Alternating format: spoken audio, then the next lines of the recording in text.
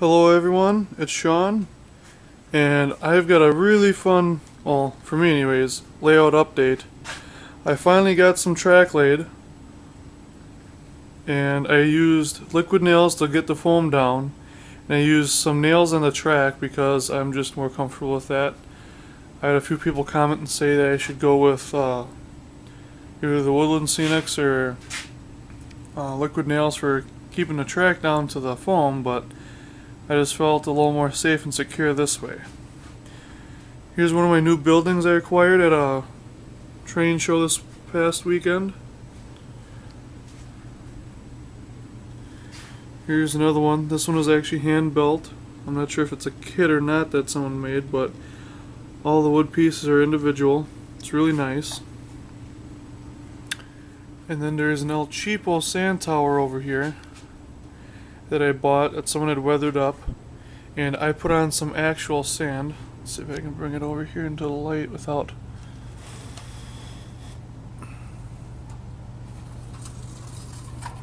Here it is. I'm sure you recognize the kit, but it looks a lot better with some weathering, and then I put actual sand that I got from Daytona Beach and glued it onto the sand pile. It looks a lot more realistic. It's not as shiny and sparkly as the plastic that was in there even after he weathered it. But there's my sanding tower that I needed for the layout, and then there's my oil pipe or column, and then my water tower over there for steam engines, which I don't have yet for this layout other than my Fox Valley 442, which I'm not sure I'm going to run on here, but it'd be nice to get some bigger steam. But here's another close-up the track. I just used some cedar shims to bring down the level here.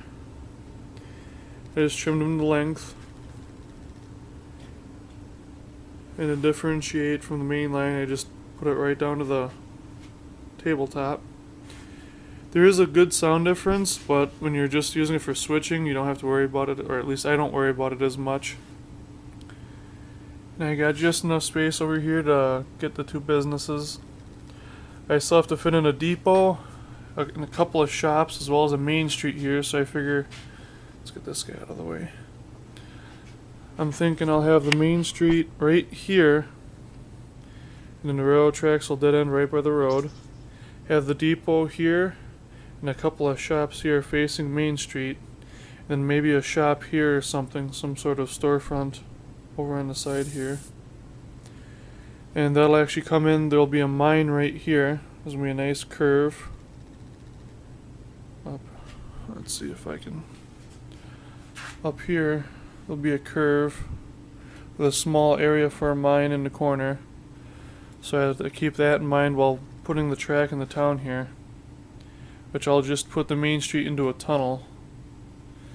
I'm not sure, I might have a trestle over this part where the street will be and just have a small area right here where it's scenic with a small spot for just a single car.